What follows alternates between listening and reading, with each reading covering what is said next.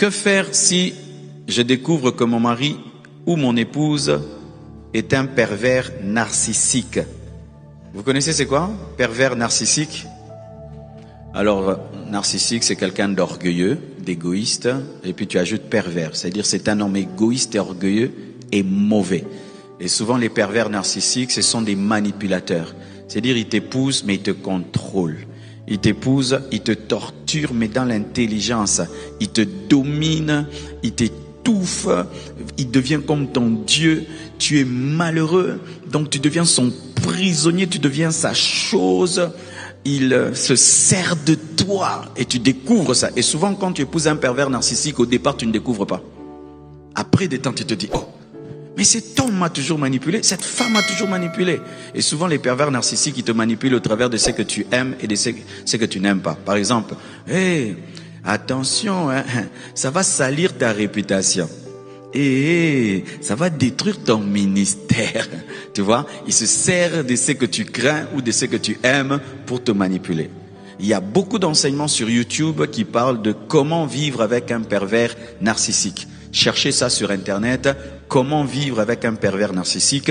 La première des choses, c'est découvrir qu'il est narcissique, qui te manipule. Deuxièmement, tu dois mettre en dysfonctionnement son système. Par exemple, s'il te manipule au travers de ta réputation, tu dois lui montrer que ce qui est important d'abord pour toi, c'est le bonheur, pas la réputation. Amen. Tu lui enlèves tout ce qu'il utilise comme manipulation. S'il utilise par exemple les cadeaux, tu dis je n'ai plus besoin de cadeaux. Tu dois lui enlever toutes les armes qu'il utilise pour te dominer, pour te maltraiter et pour te manipuler.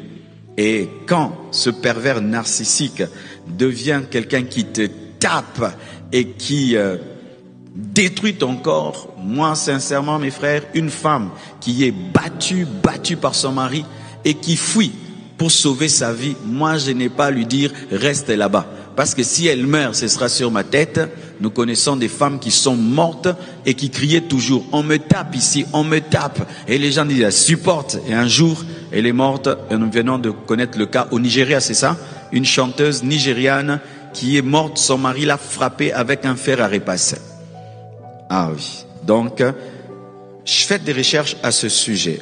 Il y a beaucoup vraiment de vidéos sur cela. Dixièmement, papa, une sœur m'a confié qu'elle priait la nuit pour demander à Dieu de lui montrer l'homme de sa vie. Elle m'a dit qu'elle avait entendu une voix lui indiquer que c'était moi.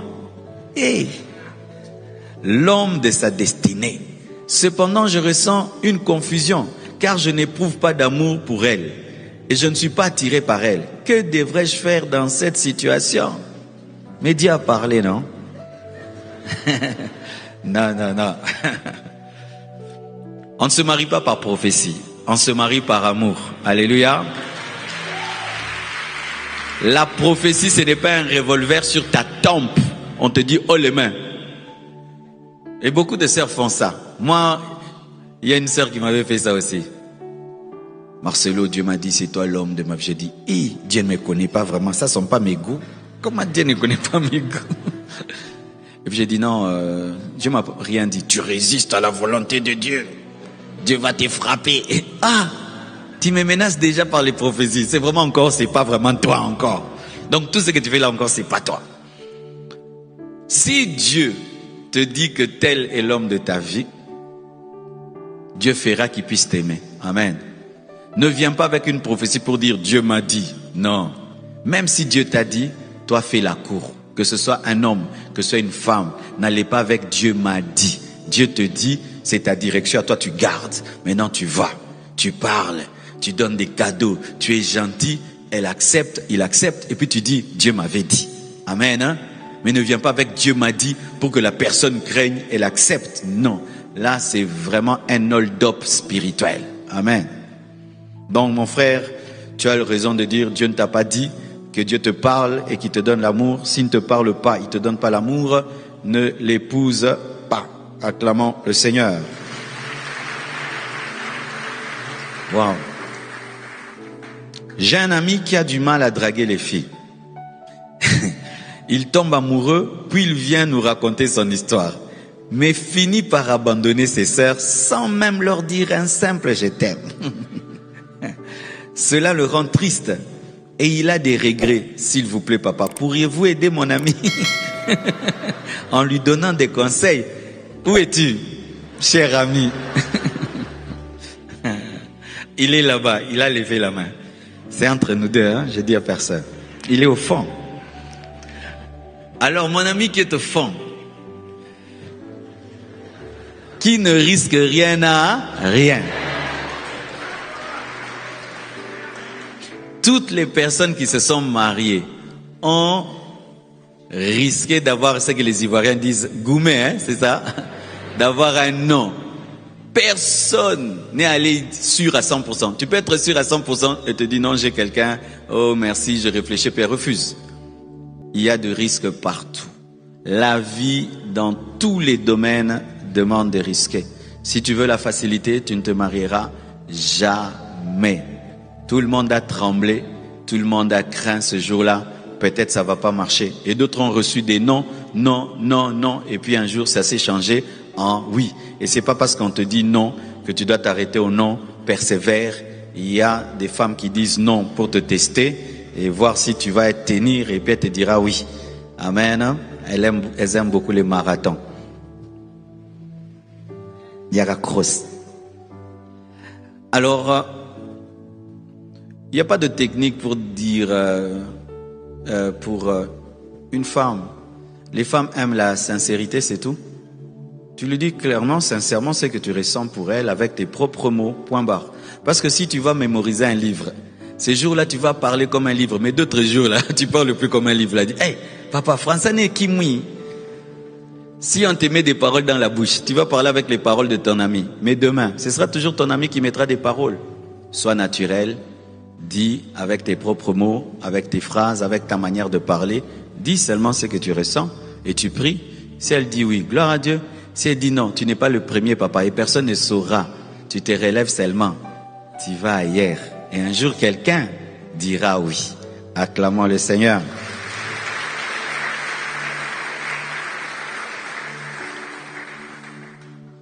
Mais vraiment, je répète, hein, quand un homme vient vers toi, ma sœur, il ne faut pas le détruire. Amen. Hein?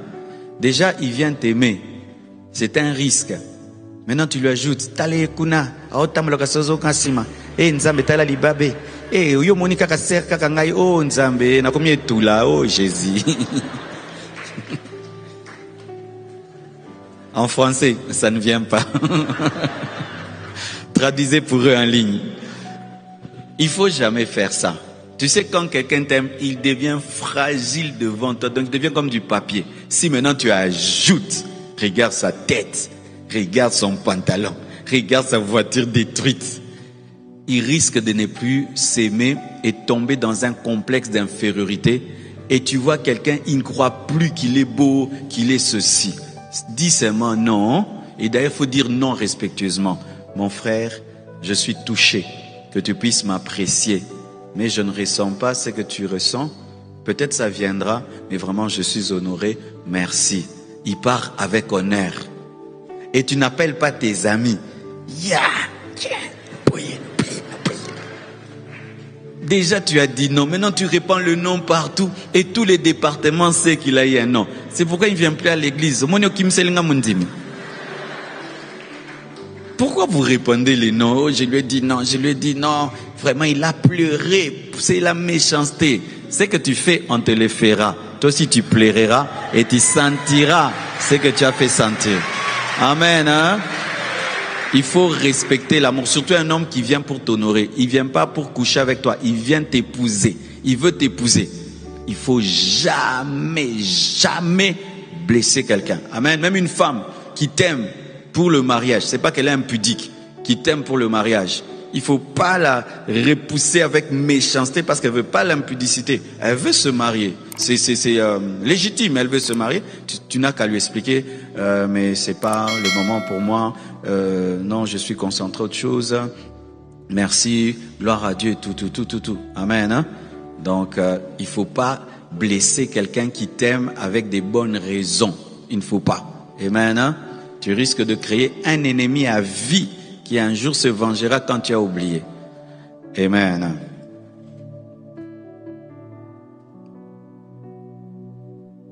Douzièmement, papa, après avoir prié, être convaincu que la sœur est la femme de ta vie, que faire si ton pasteur te dit le contraire? Ah oui, ça c'est une très bonne question. Si c'est un homme spirituel en qui tu as confiance, par exemple, tu es là, tu viens dans mon bureau, tu aimes une sœur, tu aimes un frère, et vous venez, pasteur, on veut se marier. Je prie, je vous observe, et puis je dis, non. Il ne faut pas prendre ça à la légère. Hein. C'est comme un parent. Sur 10 personnes à qui j'ai dit, c'est pas ta femme, je crois 8 ou 9 sont malheureux quand ils n'ont pas fait ce que j'ai dit. Ah oui, hein. Et d'ailleurs, d'autres fois, ils me critiquent, ils parlent du mal de moi. Mais après, beaucoup d'erreurs ont divorcé aujourd'hui. Une fois, un frère vient avec une sœur au bureau. Parce que je pose des questions et puis je vous regarde. Oh. Leur manière d'être là, tu sens qu'il n'y a rien. Hein? Disons qu'ils ont la tête de l'enterrement, quoi. Hein? Mais ils veulent se marier. Je dis non, laissez tomber. Parce que, comment on se marie? On se marie quand l'amour devient tellement fort que vous sentez que non, il faut seulement qu'on se marie. Mais eux, l'amour était en train de diminuer, mais ils veulent se marier. Pourquoi? Tout le monde est au courant dans l'église. Non, ce n'est pas parce que tout le monde est au courant de vos fiançailles que vous devez aller jusqu'au bout. Hein. Vous n'êtes pas obligé. Hein. Si tout le monde est au courant, mais au lieu que l'amour grandisse, l'amour ne fait que diminuer, rompez. Si on va même vous suspendre, quand vous suspende, au moins tu n'as pas divorcé. Amen. Hein? Alors si c'est un pasteur mûr, spirituel, qui n'a pas de parti pris, qui vous parle, allez encore prier. Amen, hein? Faites attention. Mais,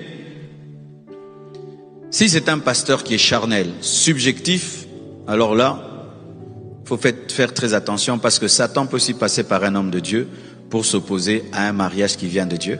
Je connais des gens, par exemple, la sœur là, c'est une sœur qui donne beaucoup d'argent à l'église.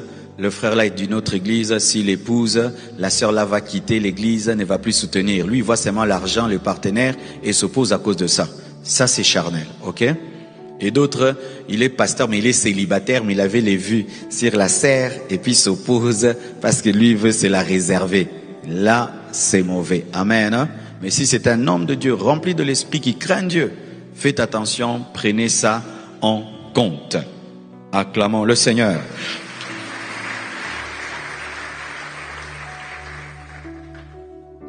En tant que chrétien, est-il conseillé de se marier sous le régime de la communauté de biens ou on peut en choisir un autre? En règle générale, c'est mieux de se marier en communauté de biens, mais il y a des exceptions qui exigent de se marier en séparation de biens ou en communauté de biens réduits aux acquis dans le mariage. Parce qu'il y a 3 régimes matrimoniaux. Ce qui est à toi est à toi, ce qui est à elle est à elle. Il y a d'autres régimes, tout ce qui est à toi est à elle, tout ce qui est à elle est à toi. Il y a d'autres régimes, tout ce que tu avais avant elle est à toi, tout ce qu'elle avait avant toi est à elle. C'est seulement ce que vous aurez ensemble dans le mariage qui est à vous. Tout dépend de votre cas. Alors, souvent, les gens qui sont très riches et qui viennent d'une famille très riche, la plupart ne se marient pas en communauté de biens. Parce que c'est une richesse familiale de génération en génération et ils ont peur que quelqu'un entre dans leur famille pour l'argent. Et ainsi, dès le départ, dans leur système juridique, ils se protègent des gigolos et des gens qui veulent entrer dans la famille pour l'argent. Et on connaît maintenant aujourd'hui dans le monde, il y a un joueur qui a connu ça. Sa femme pensait que c'était régime communauté de biens, mais lui il avait tout mis au nom de sa maman, hein, quelque chose comme ça. La femme déclenche les divorces, elle vient voir là, elle n'a rien. Donc il avait... Alors, moi aujourd'hui je dis tout dépend de la sensibilité de votre relation. Je n'ai pas un verset biblique pour dire il faut nécessairement communauté de biens, séparation des biens. Tout dépend de la réalité de ton couple. Amen. Amen.